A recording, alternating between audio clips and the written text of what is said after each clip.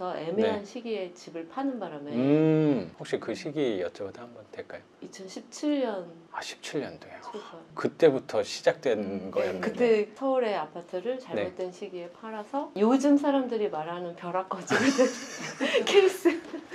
벼락거지가 된 케이스라고 볼 수 있죠. 그래서 원래 무주택자가 아니었잖아요. 네, 한 번도 주택이 없어본 적이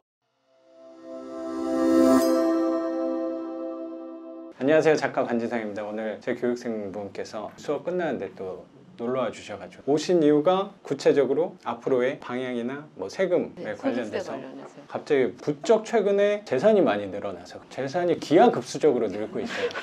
안녕하세요, 선생님. 선생님 친구분하고 또 같이 오셨는데 안녕하세요, 선생님. 네, 안녕하세요. 반갑습니다.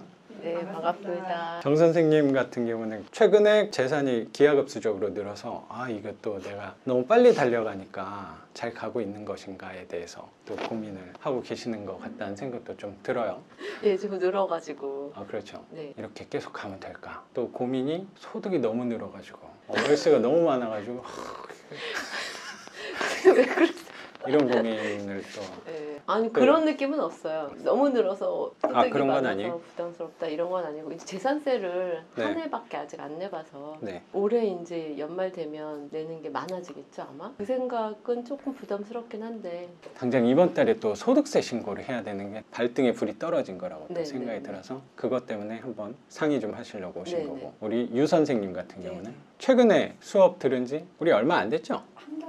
그리고 수업 끝나고 나서 선생님도 지금 낙찰을 하나 받았어요. 네. 그래서 그거 지금 명도하는 데 있어서 네. 약간 애로사항이 있으신가 봐요. 네. 그래요? 그거에 대해서도 이따가 한번 여쭤볼게요. 네. 우선 정 선생님 같은 경우는 목소리 들어보니까 제 영상에 그래도 몇 번 출연을 또 해주셨던 네. 네. 몇 번이나 했나요? 몇 번 하지 않았나요? 2번. 그렇죠. 2번 또 출연을 해주셔서 오셨을 때 항상 질문거리를 들고 찾아오셨던 기억이 되게 네. 나는 것 같아요. 전에 했었던 것도 그 세금에 관련돼서였는데 네, 네. 오늘도 또 세금에 관련돼서 네, 아실 때만 왔네요.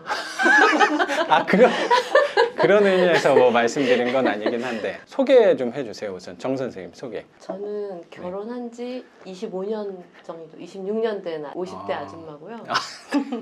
26년 중에 16년 정도는 해외에 살다가 네, 네. 오히려 더 많이 해외에 살았고 그렇구나. 그러다 보니까 네. 부동산에 대한 관심은 많지만 해본 적이 없다가 19년도에 한국에 들어와서 그럼 몇 년도에 나가신 거죠? 2001년도에 나갔다가 2010년에 잠깐 들어와서 3년 살다가 네네. 다시 2014년도인가에 나갔다가 19년도에 다시 들어온 거예요.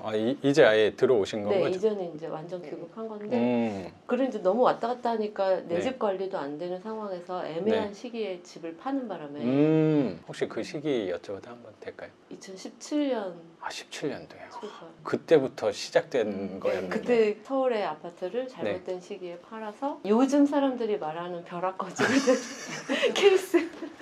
벼락거지가 된 케이스라고 볼 수 있죠. 그래서 원래 무주택자가 아니었잖아요. 네, 한 번도 주택이 없어본 적이 없었어요. 그러니까. 네, 신혼 때부터 주택이 네. 없어본 적이 내 집에서 안 살아서 그렇지 네. 없어본 적이 한 번도 없었는데 네. 그러니까 그때쯤 그때 딱 17년도에 팔고, 오셨을 때. 팔고 들어와서 사면 되겠지 했는데 이제 그 사이에 네. 막 몇 배로 그러니까 두배 그때부터 넘게 이제 조금씩 막 이렇게 하다가 네, 그때부터 급상승을 하는 할 바람에 때 항상 그렇다니까요. 네. 내가 팔면 오르고 네. 내가 사면 떨어지고 물론 이게 주식도 그러고 부동산도 그러고 라는 그 생각이 좀 중간에 있어요. 사실은 분당에 샀던 게 또 올라서 또 더 큰 평수로 가고 이랬긴 했어요. 그러니까 혜택을 전혀 안 본 건 아니죠. 네네네. 시세 차익에. 그래도 어차피 계속 한 채니까 샀다가 좀 그래, 오르면 점점 덩치는 키워가신 거는 있었구나. 팔고 좀 네. 키우고 이렇게 했었는데 처음부터 좋은 동네 계셨던 게 아니었구나, 선생님. 네. 계속 이렇게 늘려가셨던 거구나. 네. 남양주에서 분당에서 분당에서 강남으로 그렇게 갔는데 강남에서 잘못 파는 바람에 벼락거지 된 거죠. 그런 와중에 제가 네. 이제 어차피 남편 은퇴하면 할 일이 네네. 없어서 공인중개사 공부를 조금 하다가 떨어졌죠. 시험 1차 보고 합격하지 않았어요? 네, 1차 합격. 그거 합격이라고. 훌륭하시네요. 1차 합격이 어디예요? 근데 선생님 네. 저도 인천 합격했어요. 그러니까 두 분 다 1차 합격했잖아요. 2차는 거의 뭐 한 문제 얘기 안할 이렇게. 마음이 아픕니다 지금. 네, 한 그렇죠. 문제 때문에. 그러니까 실력이 부족했던 거죠. 그렇지 않습니다. 아까 당해세 부분에서 정확히 찝어주신 게 공부가 헛되지 않았구나 라고 또 생각이 되네요. 맞아요. 네, 많이 저는 도움이 그런 지금 문구조차도 알지 못했거든요. 네. 저도 많은 팁이 된 것 같아요, 선생님. 그리고 좀 이어서 좀 할게요. 정 네. 선생님. 그 공인중개사 시험이 떨어지고 나서 네. 원래 경매에 관심이 있어서 네. 경매 공부하다가 네. 경매 공부라는 게 이제 해외에 있으니까 네. 뭐 어떻게 할 수 있는 방법이 없어서 책 주문해서 책이 저희 집에 한 50권 정도 50권 이상 있는데 경매책만. 네네 그 경매 부동산 관련한 네네네. 책이 한 50권 네. 정도 있는 그거 50권 정도 읽으니까 감이 확 오긴 왔어요. 그렇죠. 근데 기본 이제- 틀은 다 잡을 수 있다고 네. 생각이 들어요. 근데 이제 한국에 돌아가서 실전에 뛰어들 때 강의는 한 번을 들어야 되는데 네네. 어떤 선생님한테 강의를 들어야 되지? 하고 이제 유튜브를 찾아보다가 유튜브로 선생님을 발견했고 50명, 100명 앉혀놓고 하는 강의는 저한테 안 맞아서 개인적인 질문이나 이런 걸 저는 네네네. 많이 하게 될 것 같은데 네. 50명, 100명 그런 분들은 저한테 네. 안 맞으니까 이제 선생님을 선택하게 됐고 네. 그래서 오자마자 선생님께 연락을 드렸고 제가 한국에 오시자마자. 네, 그렇죠? 19년도 6월에 왔는데 네네. 8월에 선생님한테 연락을 드렸어요. 네네. 그러니까 한 6개월 정도를 선생님 유튜브를 다 보았어요. 다. 아이고. 10분씩 있으니까 하루 종일 보니까 한 1년치 막 이렇게 볼 수 거의- 있어가지고. 거의 저 처음 만났을 때 되게 친숙했을 네, 것 연예인 같다는 보는 거 생각. 같았어요. 네, 고맙습니다. 그리고 이제 선생님 연락돼서 선생님 네. 수업을 9월 말인가 10월 초인가 그때부터 네. 6주 듣게 됐죠. 수업 들은 게 19년도 하반기 때 맞죠? 네, 네. 여름 끝나갈 무렵. 그때 수업 끝내고 나서 불도저 같이 입찰을 하셨어요. 아니요. 네, 선생님 기- 보기에는 그러실 수 있죠. 기억나는 게 아마 첫 시간 하고 한 둘째 시간 뭐 그 정도부터 입찰을 바로 하셨어요. 네, 선생님? 시작했어요. 네. 아직도 그때부터- 기억나거든요. 첫 입찰 하셨던 게 부천에 비 올 때 한번 가셨던 그게 되게 기억이 억수같이 오는 날.